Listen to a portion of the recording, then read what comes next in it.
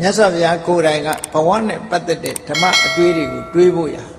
လမ်းညွှန်မှုပြုထားတယ်ဆုံးမဩဝါဒပေးထားတယ်အသက်အရွယ်ကြီးတဲ့ပုဂ္ဂိုလ်တွေတွေ့ရင်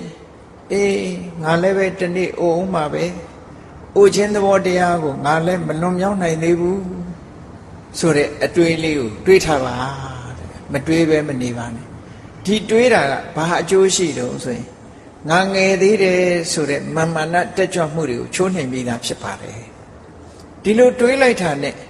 ငယ်သေးတယ်ဆိုတဲ့ငယ်မှန်တစ်ခုဟာလန်းဆန်းတက်ကြွခြင်းမရှိတော့တနေ့ကျငါဒီလိုဖြစ်အောင်ပါလို့ဆိုရင်တန်ဝေခအသိစိတ်ကလေးကိုပေးပေးတယ်ငယ်မှန်တက်တော့ဘာဖြစ်လဲဆိုရင်အေးငယ်သေးတယ်လှုပ်ချင်အောင်လှုပ်မယ်ပျော်မယ်ပါမယ်နော်ဒီလိုဟာမျိုးဖြစ်လာတတ်တယ်ဟောမမှန်ကန်ကန်တွေးတတ်တဲ့အခါကျတော့ဘာဖြစ်လာတော့ဟောမအိုခင်တော့ငါကောင်းတာတွေလုံးမဖြစ်မယ်တနေ့ကျတော့ငါအိုလာလိမ့်မယ်အိုတဲ့အခါမှာတရားဓမ္မတွေကျင့်နိုင်မှာမဟုတ်ဘူးငယ်တုန်းကလုံးမပဲလို့ဆိုတဲ့ကောင်းမြတ်တဲ့အတွေးတွေဝင်လာလို့အကျိုးရှိရာရှိချောင်းအသိပညာရက်တွေတတိတရားတွေရရှိပြီးတော့လာနိုင်တယ်ဒီလိုဆိုတာတခါဆေးရုံဆေးကန်းသွားကြည့်လို့လူမမာတွေလူနာတွေမြင်လိုက်တာနဲ့တပြိုင်နက်ဩငါတခန္ဓာကိုယ်ကြီးဟာလဲနာရတဲ့သဘောရှိတာပဲတနေ့ကျတော့နာခြင်းတရားနဲ့ငါလည်းရင်ဆိုင်ရအောင်မှာပဲနာခြင်းတရားနဲ့ရင်ဆိုင်ရအောင်မှာပဲလို့မပြတ်ဆင်ញင်စဉ်းစားပေးခြင်းဖြင့်ဘာဖြစ်လဲစိတ်ပြည့်เสียညင်းငွေเสียကိုပြောတာမဟုတ်ဘူးအဲ့ဒါလို့ဆင်ញင်စဉ်းစားခြင်းဖြင့်ဘာဖြစ်တယ်ငါကျမ်းပါတယ်ဆိုတဲ့ကျမ်းမာမှုဆိုတဲ့အာရောချမထဒီပေါ်မှာလူတွေဟာရစ်မှုတတ်တယ်ရစ်မှုလာလို့ရှင်မကောင်းတာတွေလုပ်မိတတ်တယ်ဩကျမ်းမာတဲ့အချိန်လေးမှာငါကောင်းတာတွေလုပ်မှဖြစ်မယ်မကျမ်းမာမှုဆိုတာလူတိုင်းစီရောက်လာနိုင်တယ်ရောက်လာမှဖြစ်တယ်ကျမ်းမာတော့ကောင်းတာတွေလုပ်မှပဲလို့ကောင်းတဲ့ဘက်ကိုသုံးချမယ်ဆိုတဲ့အတွေးတွေဝင်လာတော့ကောင်းကျိုးချမ်းသာတွေရတာပေါ့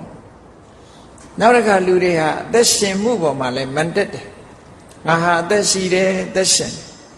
အဲ့ဒီအသက်ရှိမှုပေါ်မှာမန်တက်နေတဲ့အခါမှာလည်းပဲငါမသေးဘူးဂျန်တဲ့လူတွေသာသေတာလို့ဒီလိုစိတ်ထဲမှာဝင်ပြီးတော့သက်ရှင်မှုကိုအကြောင်းပြုပြီးတော့မသေးနိုင်သေးဘူးလို့ဆိုတဲ့မန်တက်မှုတွေကြောင့်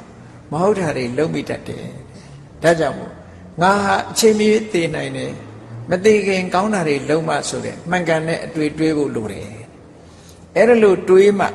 ကောင်းမြတ်တဲ့အတွေးမျိုးဖြစ်လို့ကောင်းကျိုးချမ်းသာကိုပေးနိုင်တယ်လို့ဒီလိုဆိုတာနော်အဲ့တော့မှန်ကန်တဲ့အတွေးတွေကိုတွေးဖို့မြတ်စွာဘုရားဟောတာဆိုလိုတာက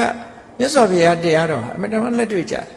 အခုလို့တွေးတာဟာတရားမဟုတ်ဘူးလို့ပြောလို့မရဘူးဒါတရားဆိုတာအဝေးသွားရှားစရာမလိုဘူး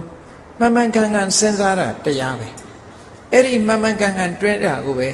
မဂ္ဂင်၈ပါးတဲ့ကတမ္မာသင်္ကပ္ပလို့ပြောတာမှန်မှန်ကန်ကန်မြင်ပြီဆိုလို့ရှိရင်တမ္မာဒိဋ္ဌိပဲဒီလိုဆိုလို့တာအမှန်တွေးတဲ့အခါမှာအမှန်မြင်လာတယ်အမှန်မြင်လာတော့အမှန်လုံးလာဒီလိုဆိုလို့တာတခုနဲ့တခုကဆက်ဆက်လာအေးဒါကြောင့်မို့လို့အမတ်တမဲ့မနေပဲနဲ့ဘဝဆိုတာဟာကျင့်တ်ဆရာကောင်းတာတွေရှိတော်လဲမကျင့်တ်ဆရာတွေနဲ့နောက်ဆုံးမှရင်ဆိုင်ရတာပဲလို့ဒီလိုရှုမြင်သုံးသပ်နိုင်လို့ရှိရင်ဘဝရဲ့အာဒီနဝအပြစ်နာစာတွေဒုက္ခဒုက္ခတွေသိရှိတာ